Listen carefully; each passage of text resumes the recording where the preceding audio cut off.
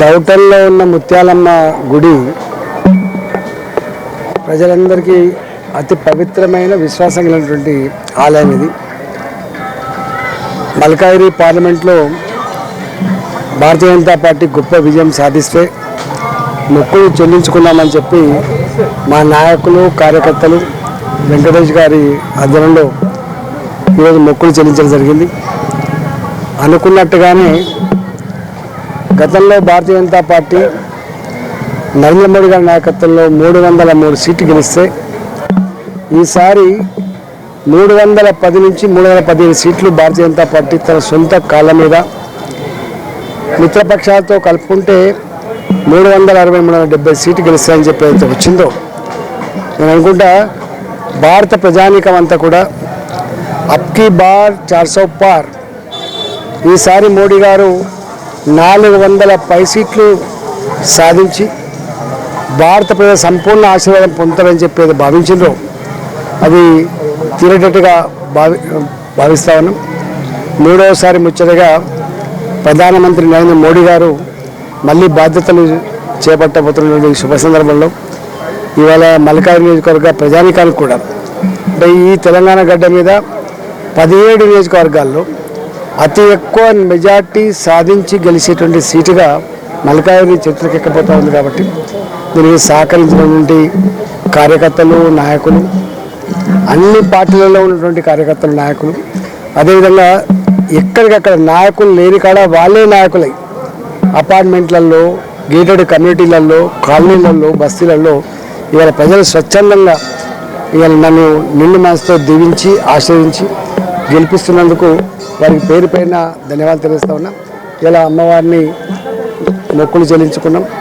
తప్పకుండా ఈ నియోజకవర్గ ప్రజానీకానికి ఏ హామీలు అయితే ఇచ్చినామో ఆ హామీల అమలు కోసం ఆ హామీల తీర్పు కోసం తప్పకుండా శక్తివంతం లేకుండా నాకున్న పలుకుబడితో నాకున్న శక్తితో ఆ పని చేస్తా అని చెప్పి వాగ్దానం చేస్తాను.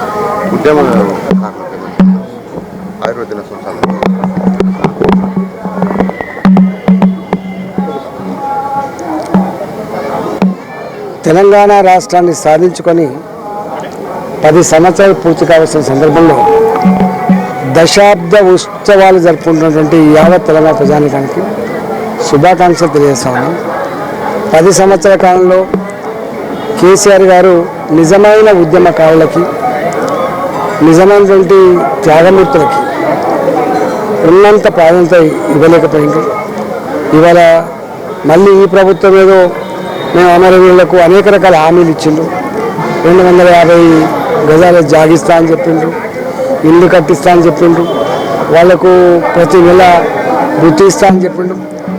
ఇలా 10 సంవత్సరాలు పూర్తి చేసుకునే సందర్భంలో ఇచ్చిన హామీల అమలు కోసం ప్రయత్నం చేయాలి తప్ప వాటికనే పిలిపించి చక్కెరగొలు పెట్టినట్టు చేసి పంపిస్తే ఇది నిజమైనది కాదు.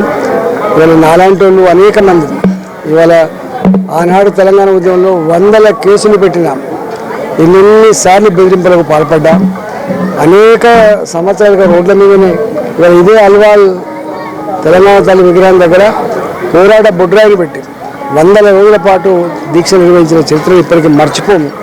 వంట వార్పులతో దిగ్బంధాలతో ఇవాళ సకల జిల్లా సమ్మెతో మారుమోగిన తెలంగాణ త్యాగాల ఫలితంగా వచ్చినటువంటి తెలంగాణ వస్తే బతుకులు బాగుపడతాయని చెప్పి ప్రధానిక మీద భావించడం వాళ్ళ బతుకుల్లో వెలుగు నింపడమే ధ్యేయంగా ఉండాలని చెప్పి కాంక్షించడం కానీ సంపూర్ణం కాలేకపోయింది. తప్పకుండా తెలంగాణ రాష్ట్ర ఏర్పాటులో భారతీయ జనతా పార్టీ ఆనాడు ఫులలుగా ఉన్నటువంటి సుష్మా స్వరాజ్ గారు తెలంగాణ చిన్నమ్మకి ఎట్లా చేసిండ్రో రాబోయే కాలంలో తప్పకుండా నిన్న ఎగ్జిట్ పోల్ చూసినాం. రాబోయే శకం భారతీయ జనతా పార్టీ శకం. రాబోయే కాలంలో ఈ రాష్ట్రాన్ని ఇవాళ మనం తరలించుకునేటువంటి ఈ లంచగొండి వ్యవహారాలు లేకుండా ఆశ్రిత పక్షపాతం లేకుండా సంపాదనే ధ్యేయంగా కాకుండా పవరే ధ్యేయంగా కాకుండా పీపుల్ ఓరియంటెడ్ పాలసీస్తో రేపు భారతీయ జనతా పార్టీ తెలంగాణని గొప్పగా ముందుకు తీసుకుపోయేటువంటి ఆలోచన ఆ కర్తవ్యం చేస్తానని చెప్పి హామీ ఇస్తుంది.